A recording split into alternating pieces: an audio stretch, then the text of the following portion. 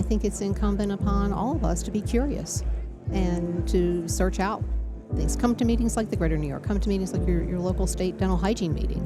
And I think that the sales representatives, they are professionals, they know their products, they want to tell you about their products. And then you can use your evidence-based decision-making skills to decide what's going to be the match for you. Of course, I'm a bit biased, but I will say when you talk to someone like at Parkell, we know this topic so well that we'd be happy to talk about how to get the most life out of your instruments, how to measure them, how to choose the best instruments for your practice. And of course, you might think we're biased because we're looking to sell Parkell, but the fact is, a lot of these things, the science is the science. Yeah, this is a tale, oh yeah, a tale of two hygienists.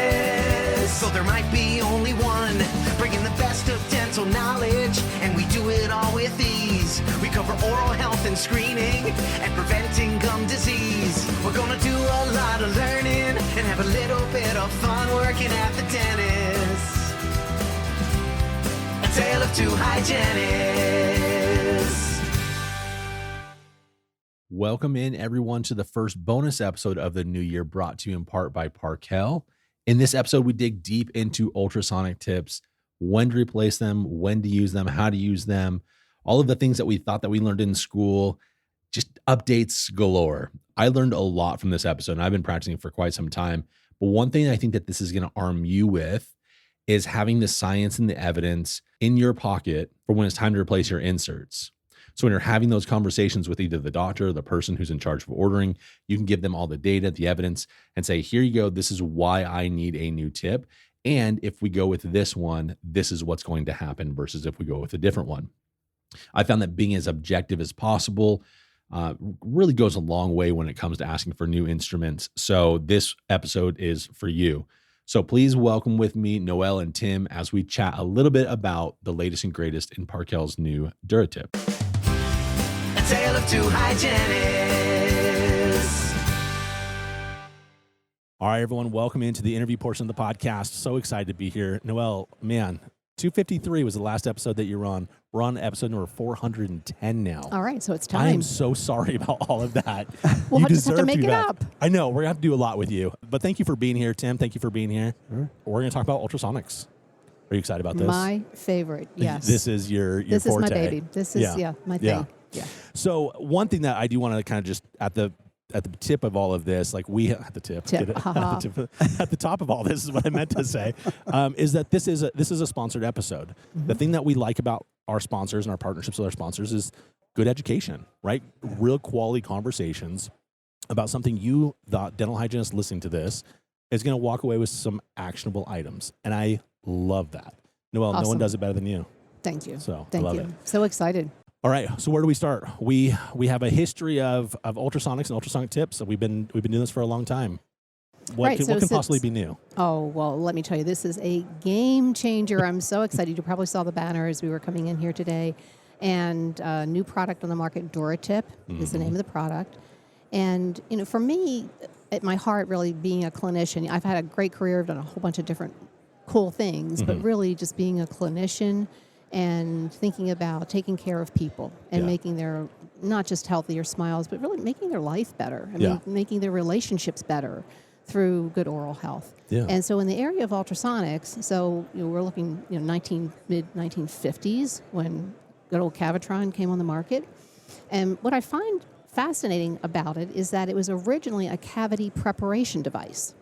It wasn't to clean teeth. It was one of those kind of like 3M accidental discoveries. So you know how with the sticky notes that they weren't trying to invent sticky notes, but someone made an observation, and it wasn't the question of why not. It's like what if, and looking at that observation and saying, hey, this piece of paper sticks to the wall. Oh, you can take it off and re-stick it. Well, with Cavitron, they were looking for a new way to do cavity preparation, and the observation was, well, this thing actually doesn't do that great of a job with cavity preps, but boy, it knocks the calculus off. Boy, it knocks the stain off. Yeah. And that was really the birth of ultrasonics with using this technology. And then it grew into preventive, grew into therapeutic. And so it's been a long history, a good history. It's been fantastic. Would you say it's also accidental that there is like I'm sorry if I'm stumbling all over my words, please correct me if I'm right, but like the implosion of the bacterial, like the cell wall, the lysis of the cell wall ends up happening because of that, the movements. Was that developed later on, or was that already from like the initial like get-go? So the laws of physics apply to everyone, which is wonderful. Sometimes. And well, we're going to go with wonderful. Yeah, yes, that's wonderful. I'm going to stick with wonderful. So when we start taking a look at things like cell lysis and the research that's been done related to ultrasonics, looking at what's going on supragingivally, subgingivally, there has been research looking at cell lysis, and so part of it is looking at what is the physics of ultrasonics being. It's the amplitude, it's the frequency, it's both of those things multiplied together. And I think more recently there's been attention to piezoelectric. The brand, the original brand was Cavitron, so magnetostrictive. And so there's more, I would say in the U.S. anyway, there's an interest in piezo. Both are ultrasonics. And I hear people switch up turbines sometimes, so both are within that ultrasonic range. Yeah. I do want to come back to the whole like Cavitron and being like the Kleenex of these things. That's because a great analogy. It's important Yes. for us to understand the difference. So, but I'm going to put a pin in that. We're going to draw, hey, coming back over here. I want to know what you've heard probably the last couple of years, because as an industry, coming out of school, ultrasonics were the rage. We were like, so I graduated in 2009. We're using them as our initial part. Like we don't start with a scaler, we start with our ultrasonic, finish with our hand scaling. COVID came. Oh my gosh, you guys cannot be using ultrasonics. Are you still hearing that there's some caution around ultrasonic use? Or is that kind of just a blip in our radar and we're good to go now? Well, I think it's always going to be on our radar. I think there are many gifts that COVID gave us, and some of the gifts really were increased awareness. And so I think whether even picking up your air water syringe, you're creating an aerosol. So certainly looking at that will always be part of our profession. We can't get away from it. Here's the great thing about the DuraTip in particular, and the technology behind the DuraTip, because it has performance efficiency that is maintained over the life of the insert, up to 3 millimeters, where others are kind of declining, is that because it's that proficiency, the scaling efficiency and proficiency, that what's happening is that you can, in many cases, use lower power. So as soon as you turn the power down, you're turning down the amplitude. When you do that, you don't get as much splash. We'll call it splash. Which is a great thing. So, it's just one of those side benefits. And again, the laws of physics apply to everyone. Yeah. What's interesting is one of the things, as a hygiene director, I'd go into all these offices and I would look at all of like the whole kit that our hygienists are using. And I would constantly find dull instruments, and I would find these ultrasonic tips that are Look like your way elbow. past their, I mean, they're so far past their shelf life. Why do you feel like there's not maybe enough awareness about measuring our tip length and making sure like we're still being in the effective range? Well, so much of what we do starts in school, what you learn in school, right? And so I think that there's an emphasis while we're in school, but the reality then hits you when you're in practice and your hair's on fire. Yeah. And the time factor, I think, is one of our biggest issues that we have in the profession. So it's like, what are you going to like not do? Well, let's say, maybe I'm not going to do the blood pressure. Maybe I'm not going to do the head and neck cancer screening. Maybe I'm so exhausted by the end of the day. Am I going to wear my tip? Am I going to measure? What essential item are we going to cut out? Right, exactly. I mean, it's survival. Yeah. It actually is survival, and I think that's part of it. But here's what's been bothering me for a long time, is that then I put myself in the role of the patient. And I ask this question all the time when I'm giving a continuing education course, and I'll say, okay, so let's say you're going to have a surgical procedure, that there's a very trusted medical professional that's going to do your surgical procedure. You're all set. You have confidence in your healthcare provider. And then the healthcare provider says, oh, by the way, Andrew, I just want to let you know the instruments I'm using are only going to be 50% efficient when I'm doing your procedure. So how about if we get started? What are you going to say? You're like, no thanks. No thanks. I'll reschedule. Right. Get better instruments. Let me know when you're ready for me. Exactly. And so we're left with this ethical dilemma of, do I use what is provided to me or not? And it really, and so I think it eats away at our souls, our dental hygiene souls, because it's like, we know, I mean, we learned this in school, we know in order to get a license, you had to go to a code accredited program. Yeah. It was part of the competencies that are a part of that. So it's not like we can just like ignore it.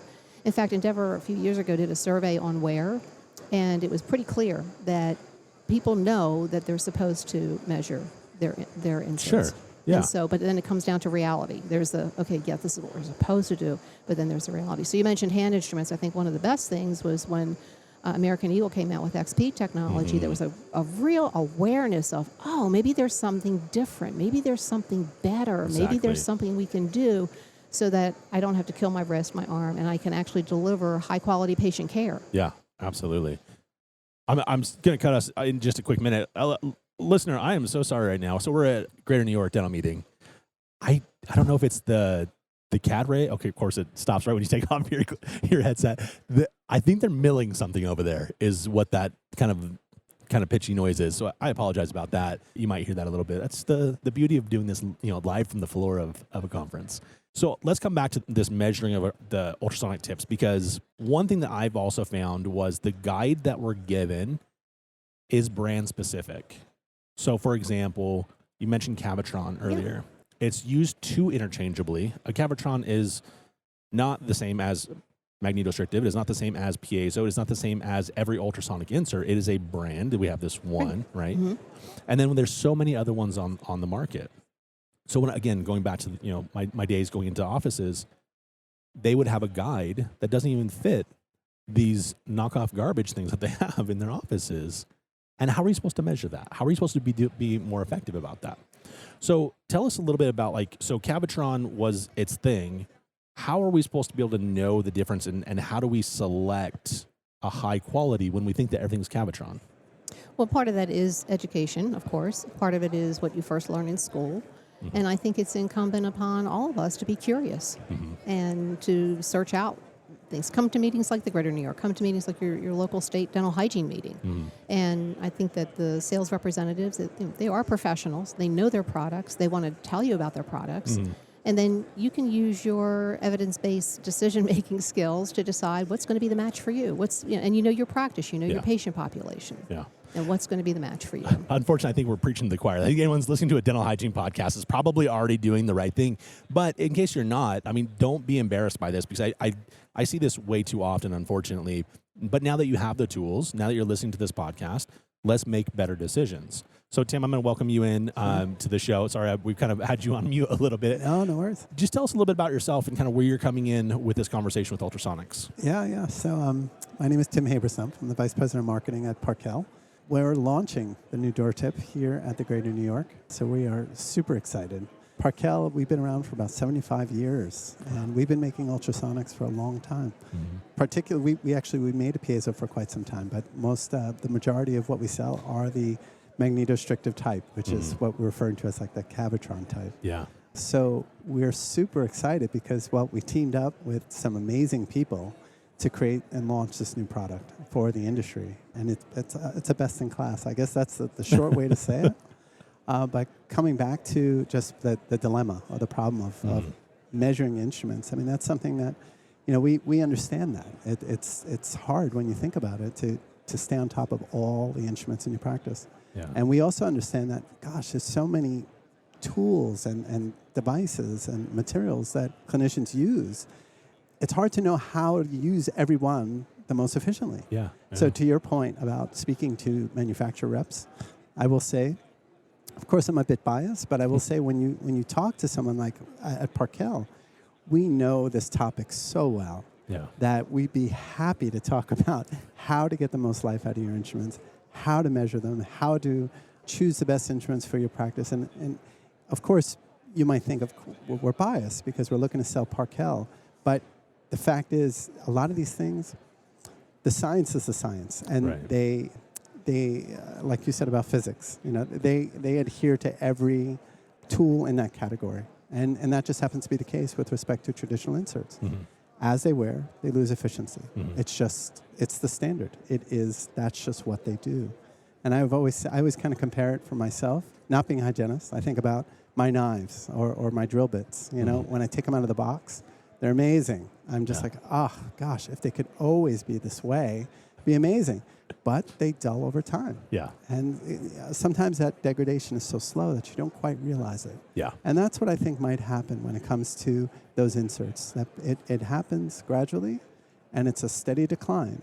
But it's kind of like a new car. It just loses its, once you drive off the lot, it loses its value. Yeah. Those traditional inserts. I can just see you getting your knives out and like, you know what? I saw it cuts through shoes or a tin can. Let me see if this really works. And you're right, but you do that in like 4 months, it's not going to work that way anymore. Right. It just doesn't do that.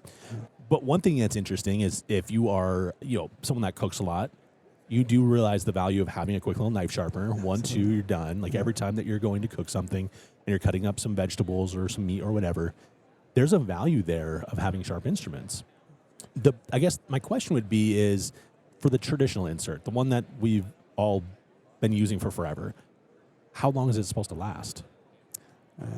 That's a good question. I mean, I would actually refer to Noel as... Right. And the question I always ask, you know your patients best, you know your practice best, and how often, and also your philosophy, because over the years, since that mid-1950s, the philosophy on using ultrasonics, I know back in the day, it was like you were a bad hygienist if you used ultrasonics. You didn't have the grit and the determination, and then the research said... Is that what it was? Oh, yeah. Like it's like a cop-out, you're taking the easy way out? Yeah. Really? And you were called the Cavatron Queen. I mean, those types of now things. That would be like a title, like you'd want that. You'd want that, exactly. Okay. But then here is when the research stepped in, because around, I would say, like the mid-'80s, and the research started taking a look at comparative studies, hand instrumentation compared to ultrasonics, and said, oh, wait a minute, outcomes. Let's look at the outcomes. Yeah. And so, yes, it is at least equal, and time being a major factor, that it could in fact be quicker. So the research then was kind of at the same intersection point as the development of new products. So the question really, as circle back around, is for the hygienist to say, what is my patient population and when do I use it? And so then now it's almost the tipping point has also gone to the other perspective of people using primarily ultrasonics like 90% of the time and then using hand instrumentation. So part of it is your clinical philosophy, part of it is your skill level, part of it is what you learned in school. So it's multifactorial. Sure. It's not just like one thing. But here's what I know is that I want the best for my patients, and I want them to have a clinical outcome that's worthy of the time and expertise that I put into the procedure. So if I'm using, let's say, a traditional worn insert, and maybe, I did measure it, maybe I didn't measure it, whatever. But I could tell in my hands, it's like, man, this thing just isn't working. The calculus is not jumping off. Yeah. Why would I want to use something that's not working, that's not efficient, when I have the option now for the first time to be able to use something that, even though, yes, is the metal wearing? Yes, it is. It's the same medical grade stainless steel, but the performance has not changed. Yeah. And so that gives me a great deal of confidence. And one of the things that we all want as clinicians, we want confidence. We want to know what we're doing is actually working for our patients. And, Andrew, one of the things that's bothered me too is that, for third-party payers, they're paying for these procedures. Yeah. And if you're using ultrasonic inserts that don't have the ability to actually provide the service of removing, disrupting biofilm, removing calculus, is that really right? That is a whole different level of thinking about it, because you're right. I don't think we want to go as far as saying like we're cheating out these systems that are third-party payers that are paying for a service that we're not really providing. Yeah. But kinda. That's kind of why. So you think about it. Why has, with all of the potions, lotions, and things we can put subjectively, and I know every hygienist has your cabinet with all your stash in it. Yeah. And all of these different things that we've had for at least the last 25 years. Why has the periodontal disease prevalence been virtually unchanged? Yeah. Do we have to look to ourselves to say, maybe I should be doing something differently? And then you have a company like Parkell that's come out with this revolutionary instrument with the DuraTip that you can actually practice at your optimal clinical performance and feel good about it. Yeah. Go home at the end of the day and say, wow, I'm awesome. I'm an awesome healthcare provider. So if I'm hearing what you're saying is like we need to get out of the whole our tips need to last this long, our instruments need to last this long, because that's kind of an outdated way of looking at it anyway. It is, we moved into evidence-based outcome. We talked about outcome-based results and using that as our basis for decision making. We should be doing the same thing with our instruments. And whether that's going to be hand instruments or ultrasonic tips doesn't really matter. So the length of the ultrasonic insert, as it's right out of the packaging, it's going to be the longest it's ever going to be, is the most effective. As it gets shorter, it loses efficacy. That's what it used to be. Today's a new day. Let's talk about that. So what's different then about the DuraTip as opposed to our traditional ultrasonic inserts? Yeah, Tim, you want to take that one? Oh, well, sure. This is an easy one, because this is essentially the core of what makes this product so amazing, so different than anything out there. If you pick up any manufacturer wear guide right now, you'll see that when the tip goes back about 1 millimeter, it loses 25% efficiency. When it drops to 2 millimeters, so 2 millimeters of wear, it drops 50% efficiency, and most manufacturers will tell you to replace the insert. Sure. And that's what you can consider the life of the insert, because that's when they want you to throw it away. So the DuraTip, it wears like we just talked about, because it is an instrument that moves, and it's not made of any magic metal. It is high surgical steel. But as it wears, it does not lose efficiency at the 1 millimeter mark, 100%. Not at the 2 millimeter mark, not even the 3 millimeter mark does it drop. Wow. It has 100% efficiency across 3 millimeters of wear. So essentially... He says not magic? There's no magic metals in that thing? Well, I'll tell you. That's pretty good. It is patented. And it's an incredible device. Just the fact that it compensates for the wear and keeps up that efficiency. So another way of saying it is, think about that out-of-the-box feeling, that like-new feeling, again, and again, patient after patient, all the way up to 3 millimeters of wear. We've extended the life of that insert, and we've provided the highest level of care the entire way. Yeah. I mean, I can go on, but I can tell you that, again, we're launching at Greater New York, but the evaluations that we've received back are just tremendous, because we have hygienists who are so excited to have this insert now to use in the armamentarium. Yeah. I mean, I had a hygienist call me the other day and tell me that she hides the inserts from her fellow hygienists in the bottom drawer. I would do that. I absolutely have done that before. because she wants to have first dibs on them. I mean, she grabs them from the autoclave first thing in the morning so that she can use them throughout the day. And it's just, to me, that says we've hit a home run. Yeah. Because to me, that just says, my gosh, when you become the new favorite insert of a hygienist, that says it all. I didn't need to see or hear anything else before we launched this. I knew it was a grand slam. But then we started hearing things about patient comfort because it works so well, which was amazing. We had patients saying that they love what they did. What did they change in the use of this ultrasonic? And it was just the tip. I mean, it was just the list goes on and on. But there are other features to it that I really like, and with people wearing loops and lighted loops, that the surface on the metal part of the tip is non-reflective. Thank you. Yeah. That is so annoying, by the way. Yeah. You go blind. I mean, it's just like it pings you, and you're like, oh, can't. Right. Interesting. So, I mean, that attention to detail, the contra angle on it, improving the access to posterior teeth. The stack, I mean, the energy transfer that happens in the stack from the unit through the stack, that if those stacks are wavy in any way through just grabbing them, with traditional inserts, has a W stack, and that W stack makes it more durable and less likely that you're going to be able to distort it through normal handling. So, part of it, the story is certainly the performance part of it, but there are other attention to details that are in this product that I think hygienists are going to really enjoy using. How many times have you seen on social media the bent stacks and just the so okay, here's, I guess, logistically speaking, because hygienists are going to be like, oh man, this is so great, this sounds awesome. My assumption, or I'm sure their assumption is going to end up being, okay, so you have this metal that's going to last a lot longer. It's going to be effective for longer.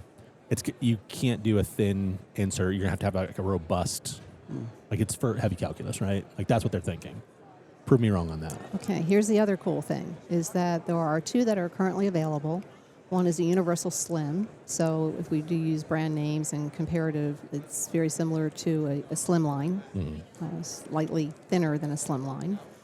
And then the other model that's available is the Perio Slim. So similar to a thin cert and just barely slightly thicker than the thin cert.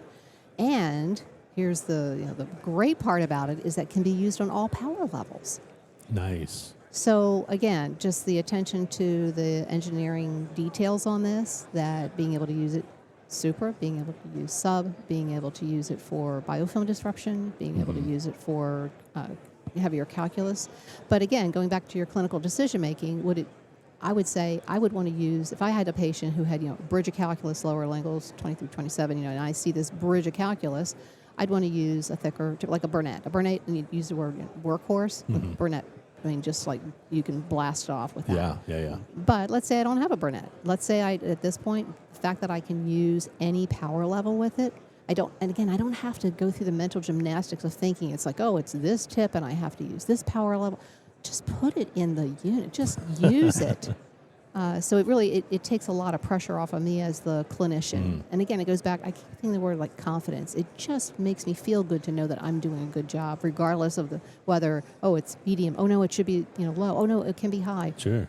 It's Tuesday or it's raining outside. What's the criteria? I don't have to think about it. I can concentrate on the work that I'm trying to do. So with newer technology, with better technology, a lot of times you mentioned the XP instruments are more expensive than stainless steel. Is this going to be comparable in price? Is this going to be kind of out of reach for a lot of offices? Where are we at with the pricing? Oh, gosh. Well, we knew straight out of the gate that we had to come in at a level that people could afford. Sure. So now this is up. This is right at about the level of some of those other instruments that folks are using. So, it retails at $230, but most dealers will sell it for a lot less than that. Because usually they have some sort of like deals or bundles, or you buy this and you buy that. Another question I thought about as I was thinking about this, one concern that a lot of us have is we're kind of saddled with this one machine, and then we have an insert that isn't compatible necessarily with all the machines. Is this kind of that case too? We need to have a Parkell machine. Where does that go? So we've tested it in all the most popular machines, including, of course, Parkell Ultrasonics. So we don't feel there's anything to be concerned with. It should work in any machine. Okay, excellent. Yeah. I mean, I think that puts a lot of minds at ease, because so we did a lot of product evaluation and things like that at the last job I was at, and one of the concerns that we had was you have an XP, you have a Parkell, you have a whatever, and you have 18 different brands, and it's so difficult to make sure that all of those work together. And if I have an office that is using a machine from 18 years ago versus an office that just got a brand new machine, but neither of them are Parkell, what do I do? Is this something I steer away from, or is this something so this would be good for like a DSO situation where you can go into multi-offices, and then me as a hygienist, if I'm bouncing around to different offices, it kind of doesn't matter, because I know I have a great insert no matter where I go. Exactly. Yeah. Okay, the last question I have for you. This is going to be kind of a tough one, and you might not have all the answers for this one, but it's something that comes up a lot. RDH under one roof, there's like a thing that says like, how can I pay to go to RDH under one roof, right? I would like your expert opinion. We're an office manager, whoever does the supply ordering, you have a doctor. How can we get them to understand that they need to make this investment in new tips? Because I'm sure all of the tips are all need to be replaced everywhere anyway. How do we get them to pay for it? Well, they're going to have to buy new tips eventually anyway. And so it's... You're so optimistic. I am optimistic. I am. But I'm saying the definition of anyway and what that time frame might be. But when they do make that decision, that they can make the decision knowing that the instrument is going to continue to perform over 3 millimeters of the life of the insert. So why not buy something that's going to give the performance and the clinical outcomes that they know the patient deserves, that they know the patient or the third-party payer is paying for? It just seems like a no-brainer. Why would you want to buy an instrument that knowingly is degrading over the metal wear of 1 millimeter, 2 millimeters, and throwing it out at 2 millimeters? Oh, 100%. I absolutely agree. I mean, we wouldn't ask our doctors to be using, subpar things as they go and use the same instrument over and over again. Like, hey, by the way, it's going to get worse and worse, but you can't replace it. Like, we're not going to tell them that. So, but I think the whole idea of looking at what services you're providing, and let's say that you have the ability to use an instrument that is performing, an ultrasonic insert that is performing, thinking about what other services I could provide as a clinician, or let's say I'm the business manager for a practice, and so now the hygienist is very efficient with scaling time, and you say, well, could they see more patients? And I say, absolutely not. We don't want to jam pack that schedule. Right.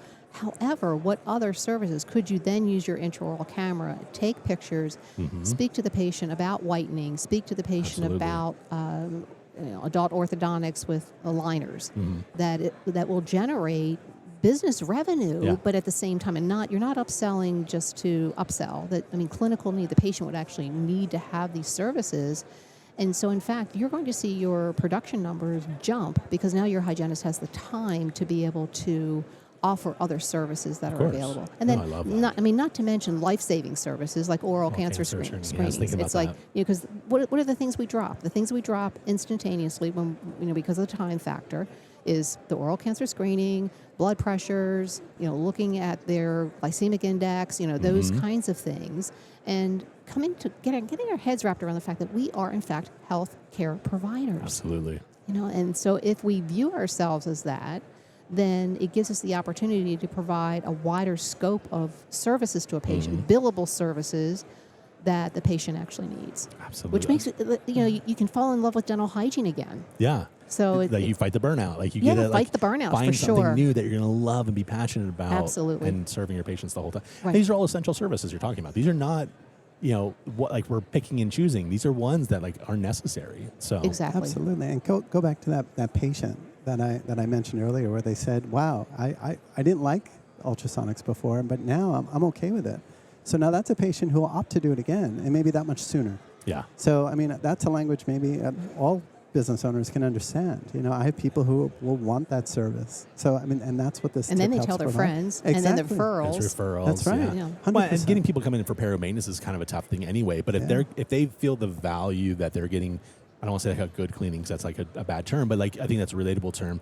That if they feel like they're getting value for that money because there's a larger copay for that third one that year or whatever, they're more likely to opt into it because they know that they're getting a good service. Man, this has been fantastic. I'm sure people are going to have questions. We're going to want to reach out to you, Noel. How can they reach you? So I do have my company, Ultrasonics Plus. So noel.ultrasonicsplus at Gmail would be a great email for them to use. Tim, how would you like people to reach Parkell, I guess? Yeah, sure. If they want to learn more about the DuraTip, they could just go to parkell.com. And if they want to get in touch with me, they can reach me at timh@parkell.com. Awesome. Thank you both for being here. Yeah, thank you. This is wonderful. You do such a great job, Andrew. Thank you for hosting this, and really a pleasure to do this. Thank you. Well, Yeah, you make it thank you, easy. Andrew. You guys make it easy. Yeah, this is a tale, oh yeah, a tale of two hygienists. So there might be only one, bringing the best of dental knowledge, and we do it all with ease. We cover oral health and screening, and preventing gum disease. We're gonna do a lot of learning, and have a little bit of fun working at the dentist.